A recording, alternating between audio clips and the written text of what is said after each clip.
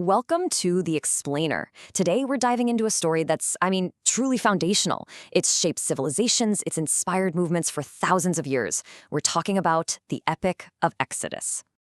And really, that's the core question, right? How does a nation escape slavery and find its identity? It's a story of oppression, liberation, and this incredible journey of a people finding themselves. And it all kicks off in the heart of a massive, powerful empire.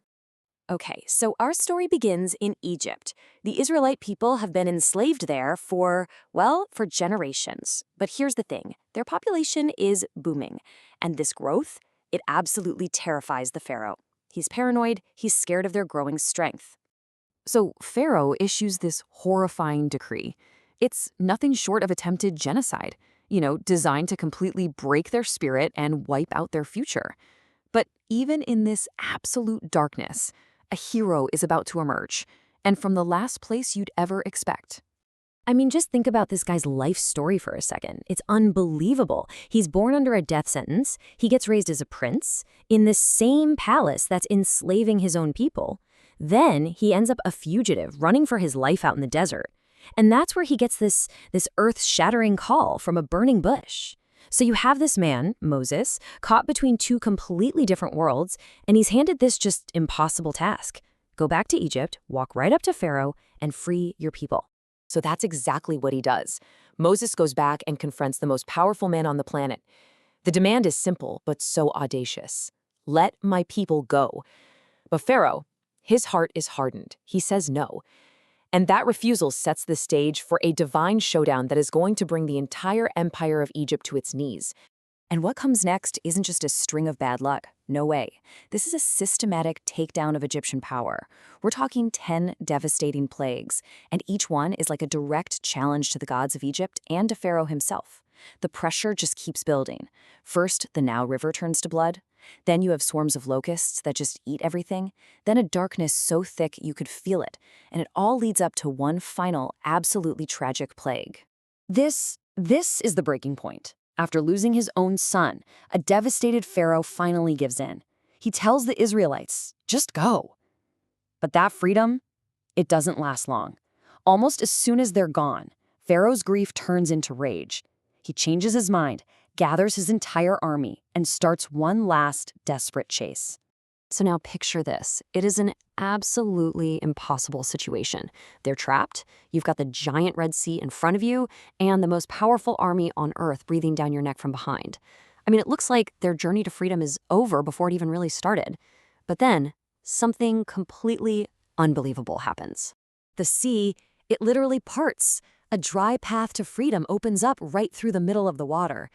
The Israelites scramble across on dry land, and the moment the very last person makes it to the other side, those walls of water just collapse. They completely engulf Pharaoh's army, his chariots, everything. And in that one moment, it's over. Their slavery is finally, truly over. Okay, so they're free, but the journey is nowhere near done. It's one thing to be free from slavery, but it's a totally different challenge to figure out what you're free for. So now they're out in the wilderness, and these newly freed people have to learn, how to actually be a nation. And even though they get these miraculous provisions in the desert, they still need some kind of structure, a common identity. And that's what happens at the foot of Mount Sinai. Moses goes up the mountain to meet with God, and that's where the foundation for their entire society is about to be laid out. And it comes down to just 10 core principles. That's it, the blueprint for a whole new society. So these commandments, they become the foundation of a covenant, a secret promise. These aren't just a random list of rules, They're the whole framework for how to build a just and good society. But here's the crazy part. While this amazing agreement is being made up on the mountain, down below, everything is falling apart. And this really gets to the heart of the conflict of their newfound freedom. You've got Moses up on the mountain, receiving this incredible blueprint for society. And at the exact same time, the people down below are freaking out. They're scared, they think he's abandoned them. So they go right back to what they know, idol worship from Egypt. They build a golden calf. It's such a stark picture of that gap between the divine plan and, human nature. So after this huge betrayal, they need a way to heal, to reconnect, and move forward. And the solution is something called the tabernacle. It's basically a portable sanctuary, a tent. It gives them a formal religious structure, sure, but way more importantly, it's a physical, constant reminder that God is actually with them on this long, hard journey. All right, so when you put it all together, what's the big picture here? What does this massive story really mean? Let's zoom out for a minute and look at the core themes that have made Exodus so incredibly powerful for thousands of years. Exodus really drills down on these huge ideas. And this isn't just some old story, right? This narrative of a totally powerless group of people being set free from a global superpower, it has echoed all through history. I mean, it has inspired so many movements for freedom and justice, from the American Revolution all the way to the Civil Rights Movement. And that really brings us full circle, back to that big question we started with. Exodus makes you ask, what is freedom, really? Is it just about escaping the bad stuff?